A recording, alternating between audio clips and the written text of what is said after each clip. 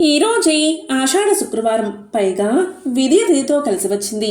మరి ఈరోజు ఈ కథను వింటే చాలు లక్ష్మీ కటాక్షం కలుగుతుంది. మరి ఆ కథ ఏంటో ఇప్పుడు ఈ వీడియోలో తెలుసుకుందాం. ఈ కథ క్షీరసాగర మదనంతో ప్రారంభమవుతుంది. అమరత్వపు అమృతాన్ని పొందాలి అనే తపనతో దేవతలు అసురులు ఏకమయ్యారు. వాసుకి అనే సర్పం మదనానికి తాళ్లుగా ఉపయోగించుకుని వారు ఆ విశ్వ సముద్రాన్ని మదించగా దేవకన్యలు, తలతలాడే రత్నాలు, శక్తివంతమైన ఆయుధాలు వంటి ఎన్నో అద్భుతమైన విషయాలు ఆవిర్భవించాయి. కానీ అత్యంత ఆకర్షణీయమైన దృశ్యం ఇంకా ఆవిష్కృతం కావాల్సి ఉంది.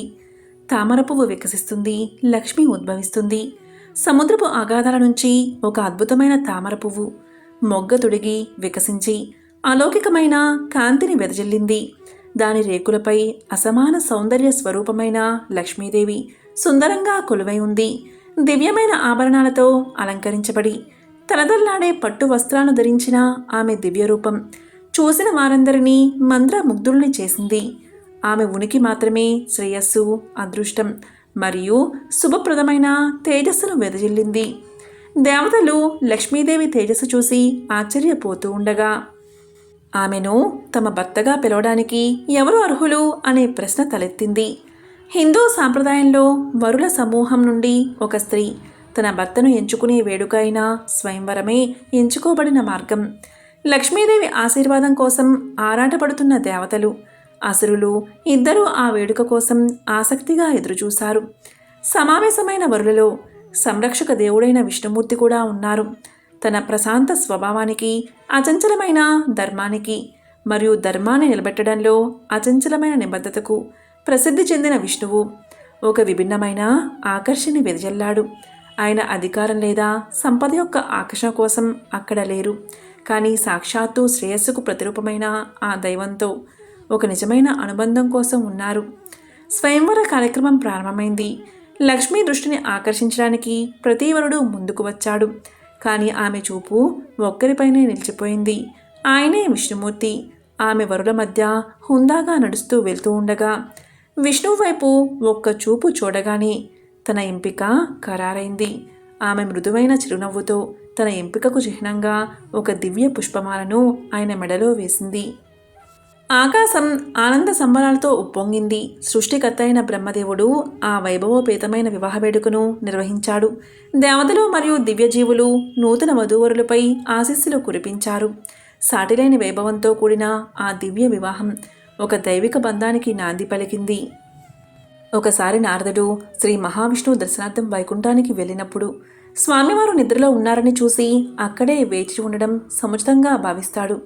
అప్పుడు లక్ష్మీదేవి ఆ సమయంలో భర్త పాదాల దగ్గర కూర్చుని ఉండడం చూసి ఆయన మనసులో ఒక ప్రశ్న ఉదయిస్తుంది.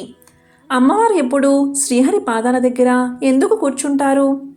తనలో తాను ఆగలేక ఈ ప్రశ్న లక్ష్మీదేవిని అడిగాడు నారదుడు. అప్పుడు అమ్మవారు ఇలా సమాధానం చెప్పింది.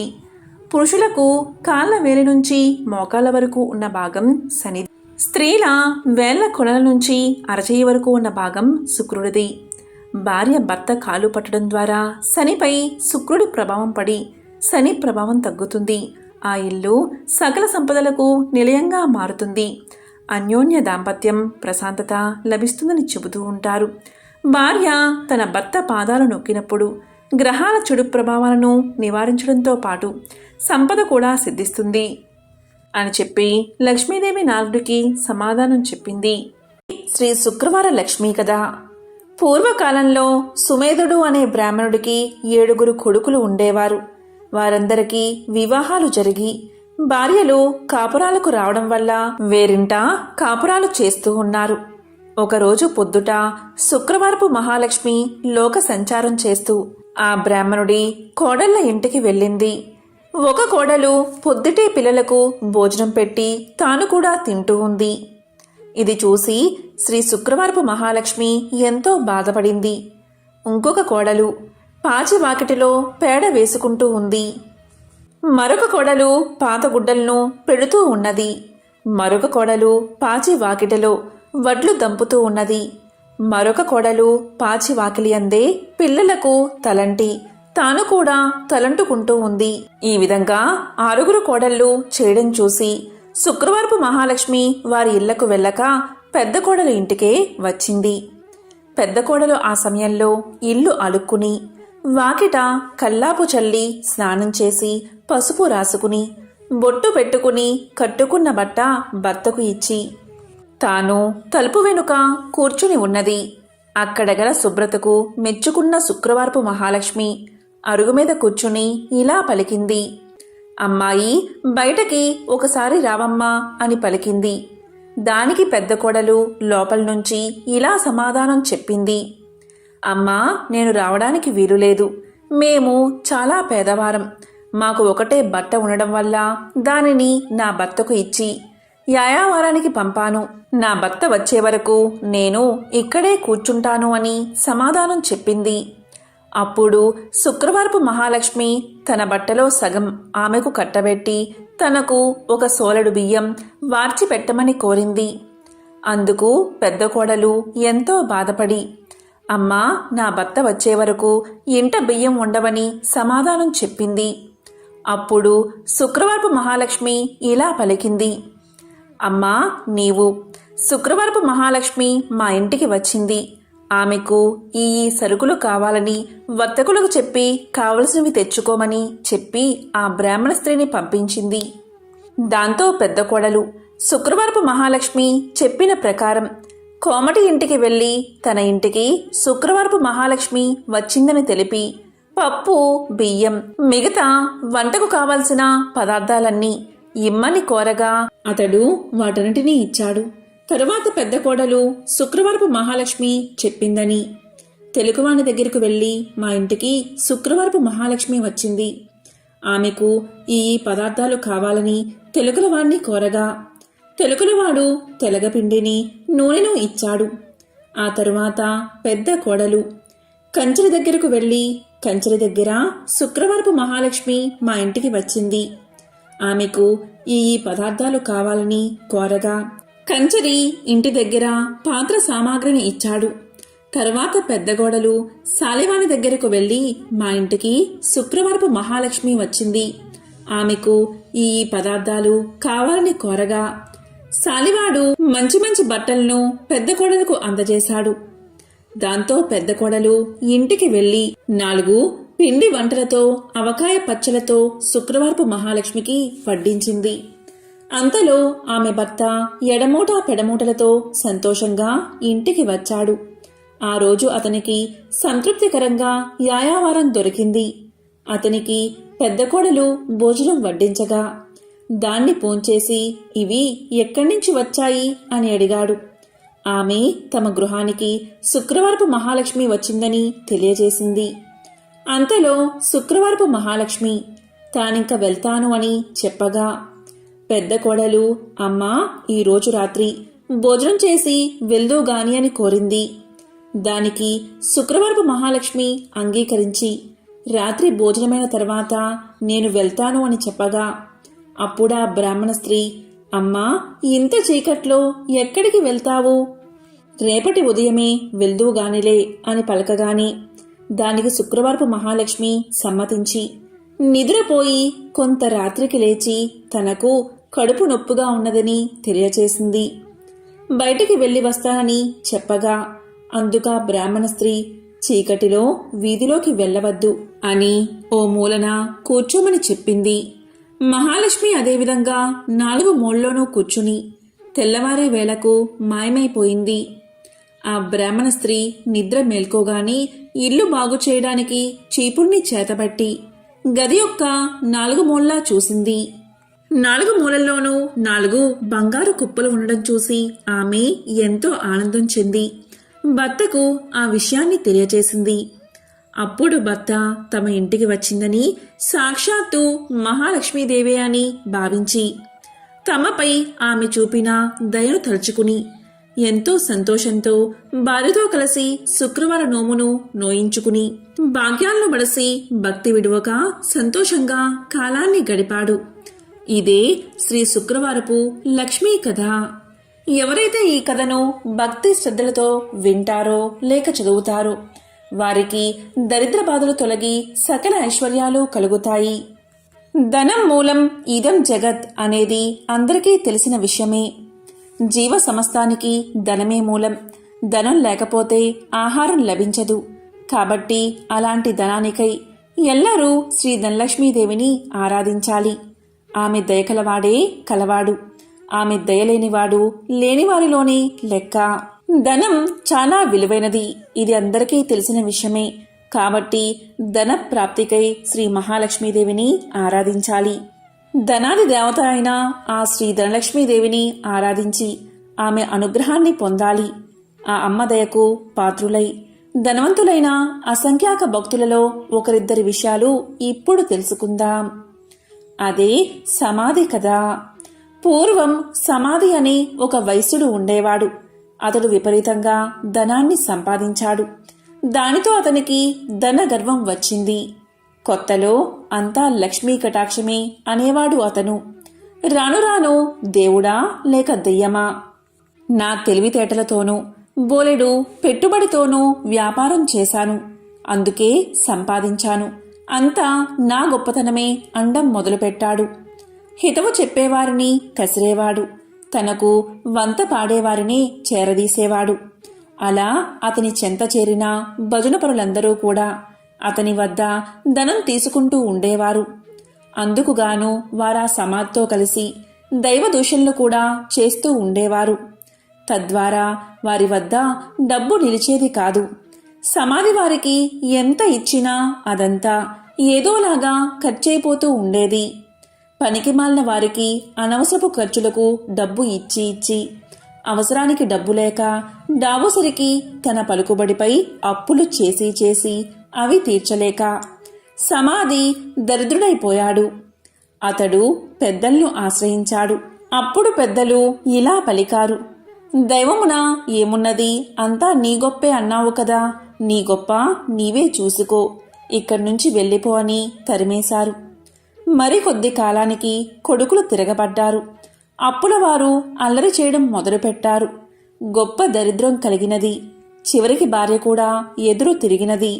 నీ వంటి దరిద్రుడితో నేనుండలేను అని చెప్పి పుట్టింటికి వెళ్ళిపోయింది. రుణదాతలకు కుటుంబ ఘాతకులకు వెరచి ఒకానొక రాత్రివేళ సమాధి అడవుల పట్టిపోయాడు. ఈ సమాధి గురించి బాగా తెలిసిన ఒక మిత్రుడు అతనికి సహాయం చెయ్యాలి అనుకున్నాడు. కానీ తక్కిన వ్యాపారులు అడ్డుపడుతూ ఉండడం వల్ల ఒకరోజు ఆ మిత్రుడు ఒక చేతికర్ర దొలిపించి అందులో ఖరీదైన వజ్రాలు వేసి సమాధికి ఇచ్చాడు. అప్పుడా మిత్రుడు సమాధితో ఇలా పలికాడు: సమాధి, నీవు దరిద్రంచే బాధపడుతూ ముసలివాడివలే అయిపోయావు. నేను ప్రత్యక్షంగా ధనమిస్తే ఇతర వ్యాపారులతో నాకు గొడవ వస్తుంది. కాబట్టి నీ చేతికి ఊతంగా ఈ కర్రను తీసుకో అని చెప్పాడు. దానికి సమాధి ఎంతో బాధతో ఆ చేతికర్ర తీసుకుని ఆ చేతికర్రతో సంతకు వెళ్లి ఆ చేతికర్రను సంతలో ఎవరో పొరుగువాడికి చవకగా అమ్మేసి దానితో వంట సరుకులు కొనుగోలు చేశాడు. సమాధి చేసింది విని మిత్రుడు ఎంతో బాధపడ్డాడు. సమాధి యొక్క దరిద్రావస్థను ఎలాగైనా తప్పించాలని ఆ మిత్రుడు మరొకసారి సమాధిని పిలిచి ఇలా పలికాడు: సమాధి, ఈ గుమ్మడికాయ తీసుకో అని ఒక గుమ్మడికాయ ఇచ్చాడు. దాని నిండుగా బంగారు కాసులు పోసి ఇచ్చాడు. ఇంటికి వెళ్ళి దాన్ని పగలగొడితే ధనం కనిపిస్తుంది కదా అని ఆ మిత్రుడి ఆలోచన. కానీ సమాధి ఆ గుమ్మడికాయను వేరొక కూరగాయల వ్యాపారికి అమ్మేసి ఆ చిల్లరతోని ఇంటికి వెళ్ళిపోయాడు. మిత్రుడు సహకరించిన ఆ సహాయం పొందక దరిద్రబాధలు భరించలేక సమాధి ఒకరోజు అడవులకు పోవడానికి నిశ్చయించుకున్నాడు. ఇది తెలిసిన అతని మిత్రుడు మార్గమధ్యలో మోహరీలు గుట్ట పోయించాడు. కాని సమాధి ఆ దారికి రాగానే ధనలక్ష్మి కళ్ళలో పడినది. అతని కళ్ళు నలుపుకుంటూ పోయి పోయి మొహరీల గుట్టపై పడి, చీచి, ఎవరో దారిలో రాళ్లగుట్ట పోశారు అని వాటిని అటూ ఇటూ చిమ్మి కళ్ళు నలుపుకుంటూ తన దారిన తాను పోయాడు. అంతా మిత్రునికి చూపి, చూసారా, ధనలక్ష్మి యొక్క అనుగ్రహం తప్పితే ఎలా అవుతుందో, మనమెంత మంచి చేసినా వంచింపబడుచూ ఉంటాడు అని చెప్పాడు. తరువాత సమాధి అడవులకు చేరుకుని తన కష్టాలకై ఏడుస్తూ ఉండగా ఒకానొక ముని అతన్ని చూసి అతని దీనకథను విని ఇలా పలికాడు. సమాధి కేవలం ధనలక్ష్మిని తూలనాడి ఆమె పూజకు ఆటంకం కలిగించడం వల్లే నీకీ కష్టం కలిగినది. ఇంతకు మించి మరొకటి లేదు. నా మాట విని ధనలక్ష్మీదేవిని పూజించు. ధనం నీకు సమకూరుతుంది. ఆమె బీజమునే జపించు అని పలికి మంత్ర బీజాన్ని చెప్పి జప విధానం చెప్పి మహర్షి వెళ్ళిపోయాడు. సమాధికి మరొక మార్గమేది కనబడకపోవడం వల్ల గతిలేని వాడై ఆ మంత్రాన్ని జపించసాగాడు. అలా చేయగా ఒకనాడు అతని భార్య ఆ అడవిలోనే తారసపడినది. పెళ్లి చేశాక భర్త సజీవుడై ఉండగా ఆడది పుట్టింట ఉండరాదు. కష్టమో సుఖమో భర్తతోటే లోకం పొమ్మని ఆమె పుట్టింటివారు తరిమేశారని చెప్పింది. ఆమె తనతో తెచ్చిన స్వల్ప ధనాన్ని సమాధికి ఇచ్చి క్షమించమని కోరింది. అతి త్వరలో దీపావళి రాబోవుచుండడచే సమాధి ఆదనంతో నగరానికి వెళ్లి తగు సామాగ్రలు కొని అదేవిధంగా పురోహితుడికి క్షమాపణ చెప్పుకుని తనతో పాటు అడవులకు తీసుకువచ్చాడు. దీపావళి రాత్రి యథావిధిగా యథాశక్తిగా ధనలక్ష్మీ పూజను చేసుకున్నాడు సమాధి. దానితో సంతృప్తిగా శాంతించిన ధనలక్ష్మి సమాధిని అనుగ్రహించింది. దాంతో పురోహితుడు ఊరిలోనికి పోయి సమాధి ఉనికిని అతనిలోని మార్పును అందరికీ తెలియచేశాడు. సమాధి మిత్రుడు అలాగే విప్రుడు కూడా దీన్ని సమర్థించారు. అవును, అమ్మవారిని కించపరచడం వల్లే అతనికి ఇటువంటి గతి పట్టింది కాని సమాధి చెడ్డవాడు కాడు అని మరీ చెప్పగా ఇతర వ్యాపారులు కూడా ఆలోచించి సమాధిని తిరిగి ఊరిలోకి పిలిచారు. మిత్రులు ఇచ్చిన పెట్టుబడితో సమాధి మరలా వ్యాపారాన్ని ప్రారంభించి నిత్యము ధనలక్ష్మీదేవిని పూజిస్తూ ఆ తల్లి అనుగ్రహం వల్ల అతని వ్యాపారం అభివృద్ధి చెందడం వల్ల తిరిగి కోటీశ్వరుడుగా మారి సకల సౌభాగ్యాలతో తులతూగుతూ ఉన్నాడు. కాబట్టి ఎవరైతే ప్రతి గురు శుక్రవార రోజుల్లోనూ అష్టమి, నవమి, దశమి, పౌర్ణమి తిథులయందు ఆ అమ్మవారిని పూజించి ఈ కథను వింటే ధనలక్ష్మీదేవి యొక్క అనుగ్రహానికి పాత్రులు అవుతారు. ఈ కథ విన్నా చదివినా సర్వశుభాలు చేకూరతాయి. ఇదే ధనలక్ష్మీదేవి యొక్క కథ. త్రిలోక సంచారి అయిన నారద మునికి ప్రతిదీ తెలుసుకోవాలని ఆతృత ఉంటుంది. ఇది మనందరికీ తెలిసిన విషయమే. అదేవిధంగా నారదముని ఒకసారి ఆతృతగా లక్ష్మీదేవిని ఇలా అడుగుతాడు. అమ్మా లక్ష్మీదేవి, మీరెప్పుడూ కూడా విష్ణుమూర్తి పాదాలను ఎందుకు నొక్కుతారు అని అడుగుతాడు. దానికి లక్ష్మీదేవి ఇలా సమాధానం చెప్తుంది. మానవుల నుండి భగవంతుడి వరకు గ్రహాలన్నీ తన్ను ప్రభావితం చేస్తాయని లక్ష్మీదేవి సమాధానం చెప్తుంది. ఈ గ్రహాల చెడు ప్రభావం శ్రీహరి పాదాలను నొక్కడం ద్వారా ముగుస్తుంది. కాబట్టి ఆమె తన శ్రీహరి పాదాలను నొక్కుతుంది అని సమాధానం చెప్తుంది. ఒక మహిళ చేతిలో దేవతల సర్వోన్నతుడైన బృహస్పతి నివసిస్తాడు. రాక్షసుల గురువు శుక్రాచార్యుడు మనుషుల పాదాలలో నివాసముంటాడు.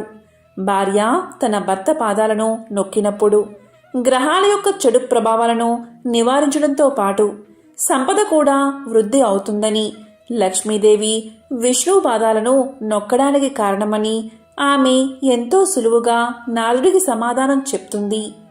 లక్ష్మీదేవి ఐశ్వర్యానికి దేవత, జ్యేష్ఠాదేవి దారిద్ర్య దేవత. ఒకసారి వీరిద్దరికీ ఒక చిన్న అనుమానం వచ్చింది. ఆ అనుమానం ఏంటి అంటే తమలో ఎవరు చాలా అందంగా ఉన్నారో అని. ఈ విషయమై వీరిద్దరూ వాదించుకుంటూ ఉండగా వారికి ఎదురుగా ఒక వ్యాపారి వస్తువు కనిపించాడు. ఇక వాదించడం ఆపేసి ఆ వ్యాపారిని అడిగి నిజం తెలుసుకోవాలి అనుకున్నారు అక్కా చెల్లెళ్ళు. అలా అనుకున్నదే తడువుగా జ్యేష్ఠాదేవి లక్ష్మీదేవిలు అతడి ముందుకు వెళ్ళి నిల్చున్నారు. తామిద్దరం ఎవరమో కూడా అతడికి వివరించి చెప్పారు. ఐశ్వర్య దేవత లక్ష్మీదేవి, దారిద్ర్య దేవత జ్యేష్ఠాదేవి ఇద్దరూ ప్రత్యక్షమై కనిపించి అలా అడిగేసరికి ఆ వ్యాపారికి నోట మాట రాలేదు. ఇద్దరూ ఒకేసారి కనిపించినందుకు సంతోషించాలో లేక బాధపడాలో కూడా అతనికి అర్థం కాలేదు. విషయమంతా విన్నా ఆ వ్యాపారి భయంతో వణికిపోయాడు. ఇద్దరిలోనూ లక్ష్మీదేవే అందమైనదని అతనికి తెలుసు. అయితే నిజాన్ని చెబితే జ్యేష్ఠాదేవికి కోపం వస్తుంది. ఆమెకు కోపం వస్తే తనను ఇంకా పేదవాడిని చేస్తుందని తెలుసు. ఇక లక్ష్మీదేవి అందంగా లేదని చెబితే ఆమెకు కోపం వస్తుంది. ఆమెకు కోపం వస్తే తనకున్న ఈ మాత్రం సంపదను కూడా లేకుండా చేసేస్తుంది. ఏం చేసేది భగవంతుడా అంటూ తలపట్టుకున్నాడు. ఇంతలో ఆ వ్యాపారికి ఒక మెరుపులాంటి ఆలోచన వచ్చింది. ఏదైతే అది అయిందని మనసుకు సర్ది చెప్పుకున్న ఆ వ్యాపారి ఆ దేవతలిద్దరికీ నమస్కారం చేశాడు. వెంటనే ఆ వ్యాపారి ఇలా చెప్పాడు. అమ్మా, ఓ మహాలక్ష్మి, నువ్వు ఇంట్లోకి వస్తున్నప్పుడు నీ అంత అందమైన స్త్రీ భూలోకంలో కానీ స్వర్గలోకంలో కానీ ఎవరూ ఉండరు అని చెప్పాడు. అలాగే జ్యేష్ఠాదేవి వైపు చూసి, అమ్మా, ఓ జ్యేష్ఠాదేవి, నువ్వు ఇంటి నుంచి బయటకు వెళ్తుంటే నీ అందం సొగసు వర్ణించేందుకు మాటలు చాలవు. ఆ సమయంలో నీ అందాన్ని ఎవరితోనూ పోల్చలేము అని సమాధానం చెప్పాడు. ఆ వ్యాపారి ఎవరి మనసులో నొప్పించిన విధంగా చెప్పిన తీరు జ్యేష్ఠాదేవి లక్ష్మీదేవులను సంతృప్తిపరిచింది. అతడు ఇద్దరిని విజేతలుగా నిర్ణయించాడని వారిద్దరూ అర్థం చేసుకున్నారు. దాంతో ఇద్దరూ అతడి నిర్ణయానికి సంతోషపడుతూ అక్కడ్నుంచి మాయమయ్యారు. ఇక్కడ అర్థం చేసుకోవాల్సింది ఏంటి అంటే, జ్యేష్ఠాదేవి లక్ష్మీదేవులు ఎవరికి వారు విజేతలమని అనుకుంటూ వెళ్లారే కాని నిజానికి నిజమైన విజేత ఆ వ్యాపారే. ఎందుకంటే అతడు ఐశ్వర్య దేవత అయిన లక్ష్మీదేవి అభిమానాన్ని పొందడమే కాదు, లక్ష్మీదేవి బద్ధ శత్రువైన జ్యేష్ఠాదేవిని సైతం సంతృప్తిపరిచాడు. కాబట్టి నిజమైన విజేత ఆ వ్యాపారే. లక్ష్మీదేవి అదృష్టానికి శుభానికి సంకేతం. అయితే జ్యేష్ఠాదేవి దరిద్రానికి సంకేతం. పురాణాల ప్రకారం లక్ష్మీదేవి జ్యేష్ఠాదేవులు ఎవరు ఎక్కడ ఉండాలి అనే విషయం గురించి చర్చలు మొదలవుతాయి. ఈ క్రమంలోనే లక్ష్మీదేవి వెళ్లి సముద్ర గర్భంలో దాక్కుంటుంది. సముద్ర గర్భం నుంచి తను బయటికి రావాలని జ్యేష్ఠాదేవి కోరడంతో తాను బయటకు వచ్చి ఏ ప్రదేశంలో కొలువై ఉండాలో తెలియచేస్తుంది. ఈ విధంగా సముద్ర గర్భం నుంచి బయటకు వచ్చిన లక్ష్మీదేవి తాను పసుపు కుంకుమల్లో కొలువై ఉంటానని చెప్తుంది. అందుకే ఏదైనా శుభకార్యాలలో పసుపు కుంకుమలకు అంత ప్రాధాన్యత ఇస్తాము.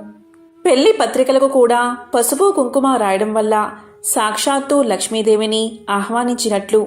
ఇలా పసుపు కుంకుమ రాయడం వల్ల ఆ పెళ్లిలో ఎలాంటి ఆటంకాలు లేకుండా లక్ష్మీదేవి కృప నూతన వధూవరులపై ఉంటుందని భావిస్తారు. అందుకే వివాహ ఆహ్వాన పత్రికలకు పసుపు కుంకుమలు రాస్తారని పురాణాలు చెబుతున్నాయి. మనం లక్ష్మీదేవి చిత్రపటాన్ని చూసినప్పుడు ఆమెకు గుడ్లగూప వాహనంగా ఉండడాన్ని చూస్తూ ఉంటాం. లక్ష్మీదేవికి గుడ్లగూప ఎలా వాహనమైనది అనే ప్రశ్న మనల్ని పట్టి పీడుస్తుంది. దానికి సమాధానం ఇప్పుడు తెలుసుకుందాం. ఒకప్పుడు కౌశికుడు అని ఒక గొప్ప విష్ణుభక్తుడు ఉండేవాడు. అతడు గొప్ప సంగీత విద్వాంసుడు. సుమధురమైన తన గాన మాధుర్యంతో మహావిష్ణువుని ప్రసన్నం చేసుకున్నాడు. స్థూల శరీరాన్ని విడిచిన తరువాత విష్ణు లోకాన్ని చేరుకున్నాడు. శ్రీహరి తన ప్రియభక్తుణ్ణి స్వాగతించి అతని గౌరవార్థం అంతరంగిక సంగీత సభ ఒకటి ఏర్పాటు చేశాడు. ఆ సభలో దేవర్షి నారదుడికి ప్రవేశం లభించలేదు. తుంబురుడికి సకల మర్యాదలతో స్వాగతం చెప్పారు.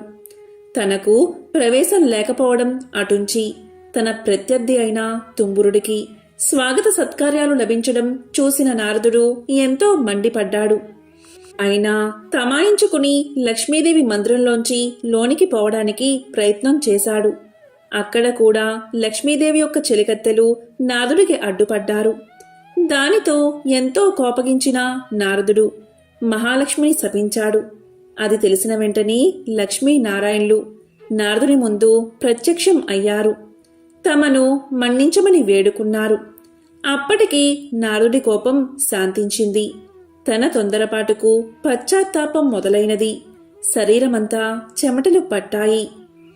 కీలరిగి వాత పెట్టడం బాగా తెలిసిన నారాయణుడు చేసిన దానికి సిగ్గుపడుతున్న నారదుణ్ణి చూసి ఇలా పలికాడు. నారదా, నీ కోపం కారణం నాకు తెలుసు.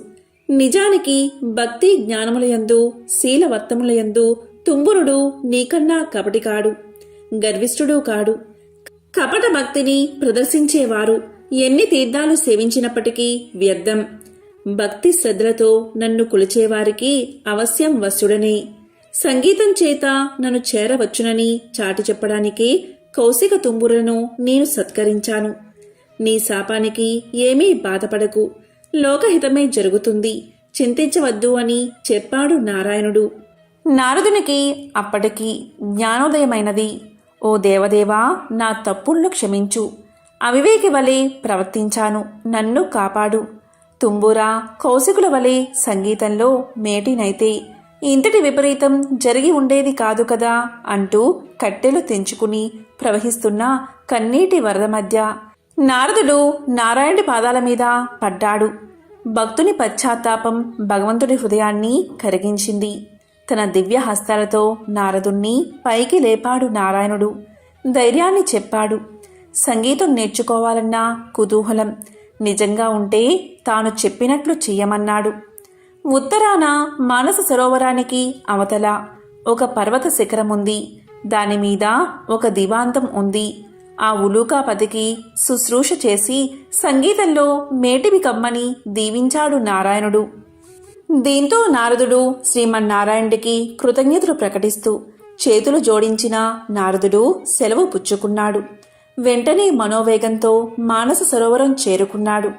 కమ్మని సంగీతం అస్పష్టంగా వినిపిస్తుంది. తెరలు తెరలుగా వస్తున్న ఆ గాన మాధుర్యాన్ని పట్టుకుని ఆవలగిరి శిఖరం చేరాడు నారదుడు. గంధర్వ, కిన్నెర, కింపురుష, అప్సరసాదులెందరో అక్కడ సంగీతాభ్యాసం చేస్తున్నారు.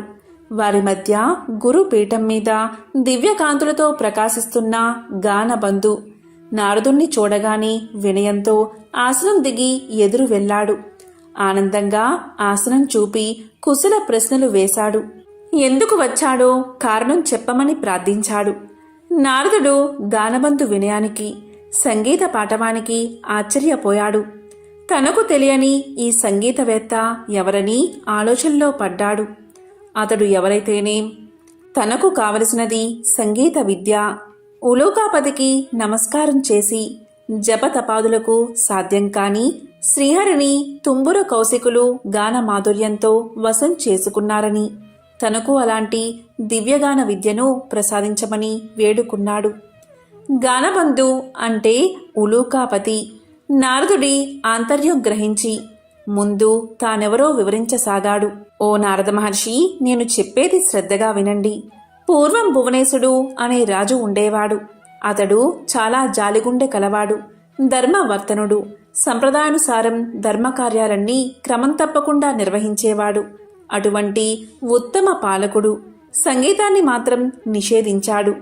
ఎవరైనా గానాలాపన చేస్తే మరణశిక్ష విధించమని మంత్రులకు తెలియచేశాడు.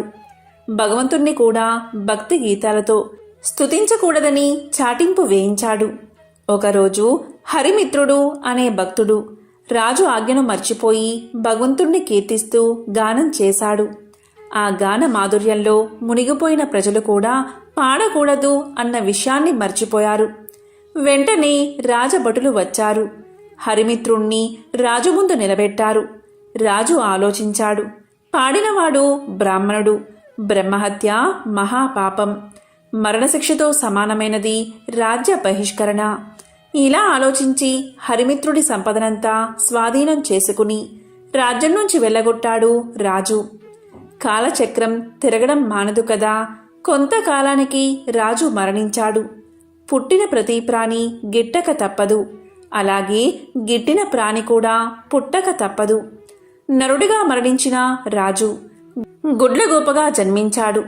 దివాంద జన్మ కాబట్టి రాత్రులందే ఆహారం సంపాదించుకోవాలి. తిండి ఒక సమస్యగా తయారైనది. పురాకృత దోష ఫలితం కాబోలు. ఒకసారి 4 రోజులైనా ఆహారం దొరకలేదు. ఆకలి దుర్లభమైపోయినది. చివరికి మరణాన్ని ఆహ్వానించాడు. అతడు పూర్వజన్మలో చేసుకున్న సుకృతం వల్ల మరణదేవత యమధర్మరాజు వచ్చి ఎదురుగా నిలబడ్డాడు. ప్రాణం తీయకుండా ఎదురుగా నిలబడ్డ యముణ్ణి చూసి, ధర్మరాజా, ఎందుకు ఈ విధంగా నన్ను బాధపెడుతున్నావు? నేను గత జన్మలో రాజుగా ప్రజలపై ఎంతవరకు దయాదాక్షిణ్యాలు చూపించాలో అంతవరకు చూపించాను. నీవెందుకు నాపై దయచూపవు అన్నాడు భువనేశుడు. దివాంత స్థితికి యమధర్మరాజు ఎంతో జాలిపడ్డాడు. తాను చేసిన తప్పేమిటో తెలియకుండా ఎవరైనా శిక్ష అనుభవించడం ధర్మం కాదు కదా, తెలిసినప్పుడే కదా పశ్చాత్తాపం కలిగేది. అలా ఆలోచించి అసలు విషయం చెప్పాడు యమధర్మరాజు. దివాంతమా, నీవు రాజుగా ఉన్నప్పుడు అనేక సత్కార్యాలు చేసిన మాట నిజమే. కాని పరమాత్ముణ్ణి వేద మంత్రాలతో మాత్రమే స్తుతించాలని శాసించడం నీ మూర్ఖత్వం. పరమ పావనమైన సంగీతంతో హరికీర్తన చేసిన హరిమిత్రుణ్ణి శిక్షించిన పాపం తక్కువైంది కాదు కదా. ఆ పాప ఫలితం కొండంతై నీకు లభించిన పుణ్యఫలానికి మించిపోయింది. అదే నేడు నిన్ను పట్టి పీడిస్తుంది. విష్ణు భక్తులకు చేసిన కీడు నీకీ అవస్థ తెచ్చిపెట్టింది. దీని నుంచి బయటపడ్డం ఎవరికీ సాధ్యం కాదు. సమవర్తి చెప్పింది విన్నాక, అంటే యముడు చెప్పింది విన్నాక గాని దివాందానికి తాను చేసిన తప్పేమిటో అర్థం కాలేదు. ఏ మార్గంలో అయినా భగవంతుణ్ణి స్తుతించవచ్చు అనే జ్ఞానం కలిగింది. చేసిన తప్పుకు క్షమించి ఎలా అయినా బయటపడే మార్గం చూపించవని ధర్మదేవత పాదాల మీద పడ్డాడు. దీంతో యముడి హృదయం కూడా ద్రవించింది. ఉలూకరాజా, చేసిన తప్పుకు శిక్ష అనుభవించక తప్పదు. దేనికి మించిన శిక్ష అనుభవించినచో శిక్షాకాలం తగ్గుతుంది. అంగీకరిస్తే ఆ గుహలోనికి రా. అందులో నీ గత జన్మ దేహముంది. అందుండి రోజుకు కొంత మాంసాన్ని చీల్చుకుని భక్షించు. అది పూర్తయిన తర్వాత నీకు శుభం కలుగుతుంది అని దీవించి వెళ్ళిపోయాడు. ఓ మహర్షి, ఆ దురదృష్టవంతుణ్ణి నేనే. ఆ తరువాత నేనొక రోజున నా శవం వద్ద కూర్చుని ఉండగా దివ్య తేజస్వి అయిన ఒక బ్రాహ్మణుడు రథంలో పోతూ నా ముందున్న శవాన్ని చూసి రథాన్ని ఆపాడు. దగ్గరకొచ్చి చూసి, ఇది భువనేశుని కాయం వలె ఉన్నది. ఇది ఇక్కడెలా పడి ఉన్నది? దీన్ని ఈ పక్షి తినడమేమిటి అంటూ ఆశ్చర్యాన్ని ప్రకటించాడు. అప్పటికి నేను ఆ విప్రుణ్ణి గుర్తించాను. అతడు నా చేత బహిష్కరించబడిన హరిమిత్రుడు. వెంటనే అతని పాదాలపై పడి ప్రార్థించాను. తప్పుకు క్షమించమని అడిగాను. దుఃఖాశ్రువులు నేల రాలుతూ ఉండగా యమధర్మరాజు తెలియచేసిన విషయమంతా వివరించాను. హరిమిత్రుడు అది విని చలించిపోయాడు. తన అంతరంగ భావమునకు అనుగుణంగా ఇలా పలికాడు. నీ బాధలు చూస్తుంటే నాకెంతో విచారం కలిగింది. నీవు నా ఎడల చూపిన కాఠిన్యం నేను ఆ రోజునే మర్చిపోయాను. నీవు అనుభవించిన బాధ ఇక చాలు. ఈ క్షణం నుంచి నీకు బాధన్నది లేకుండా ఉండుగాక. గొప్ప సంగీత విద్వాంసుడివై లోకంలో ఉత్తమ సంగీత విద్యను బోధిస్తావు కాక అంటూ అతడు నా కృతజ్ఞతను స్వీకరించి వైకుంఠానికి వెళ్ళిపోయాడు. అతని దీవెనలు ఫలించి నేను ఇలా ఉన్నాను అంటూ గానబంధు తన కథంతా వివరించాడు. ఆ తరువాత నారదుడు గానబంధు విద్వాంసుని శిష్యుడయ్యాడు. తొలి రోజుని సంగీతం ఎలా నేర్చుకోవాలో అనే విషయం మీద పాఠం చెప్పాడు. సంగీతం ఒక దివ్య కళ అన్నాడు. తపంతో కాని తామసంతో కాని అది పట్టుబడదు అన్నాడు. కళ కోసం జీవితాన్ని అర్పించాలి అన్నాడు. కష్టపడి నిరంతరం సాధన చేస్తే ఎవరైనా అపురూపమైన ఈ కళలో ఆధిక్యం సాధించవచ్చు అన్నాడు. గౌరవభావం మొహంలో ఉట్టిపడుతూ ఉండగా వినయంగా తలవంచుకుని ఆలకించాడు నారదుడు. ఆ సాధన అలా 1000 ఏళ్లు గడిచాయి. కఠోరమైన దీక్షతో నారదుడు 3 లక్షల రాగాలలో మంచి ప్రావీణ్యం గడించాడు. సహపాఠులంతా పొగడేస్తుంటే సంగీతంలో ఇక తనకు తిరుగులేదనే గర్వంతో ఉబ్బిపోయాడు. అమిత ఆనందంతో గురువును చేరి కృతజ్ఞతలు చెల్లించాడు. గురుదక్షిణ చెల్లిస్తాను, ఏమి కావాలో సెలవివ్వమన్నాడు. ఎంతటి కోరికైనా సంశయించవద్దు అన్నాడు. శిష్యుడి పలుకులు విన్న ఆ గురువు ఎంతగానో సంతోషించాడు. ఓ మహర్షి, దేవశులైన మిమ్మల్ని నేనేమి కోరగలను?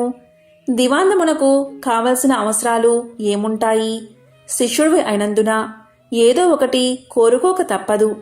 ఈ ధరాతలం నిలిచి ఉండే వరకు సంగీత కళతో పాటు నేను సైతం లోకంలో గుర్తుండేలా వరాన్ని ప్రసాదించు అని తన మనసులోని మాటను బయట పెట్టాడు. అప్పుడు నారదుడు విశాలంగా నవ్వాడు. ఓ గురువర్యా, ఇది మరీ చిన్న కోరిక. ఈ చిరు కోరిక మీకున్న సంగీత పాండిత్యం తీర్చగలదు. శిష్య ప్రశిష్య కోటి వలన భూతలమున సంగీత కళ నిలిచి ఉన్నంత వరకు మీ కీర్తికి అంతులేదు. మీరు చేసిన ఈ మహోపకారానికి గురు దక్షిణిగా లక్ష్మీనారాయణల కటాక్షం, వారి సేవా భాగ్యాన్ని, శాశ్వత సన్నిధానమును ప్రసాదిస్తున్నాను. ప్రళయం సంభవించిన వేళ శ్రీ మహావిష్ణువునకు గరుత్మంతుని వలె శ్రీ మహాలక్ష్మికి నీవు వాహనమై తరింతువుగాక అంటూ శిష్యుడికి కానుకను దేవర్షిగా వరాన్ని సమర్పించి సెలవు తీసుకున్నాడు నారదుడు. ఈ విధంగా గానబంధు అనే గుడ్లగూప లక్ష్మీదేవికి వాహనంగా మారింది. శుక్రవారం రోజు ఎవరైతే ఈ కథలను వింటారో లేక చదువుతారో వారికి శ్రీ మహాలక్ష్మీదేవి యొక్క అనుగ్రహం, కరుణా కటాక్షాలు తప్పకుండా కలుగుతాయి. రుణ సమస్యలు తొలగి లక్ష్మీ కటాక్షం కలుగుతుంది. ఓం శ్రీ మహాలక్ష్మీయే నమః. ఓం నమో నారాయణాయ. ఓం శ్రీ మాత్రే నమః.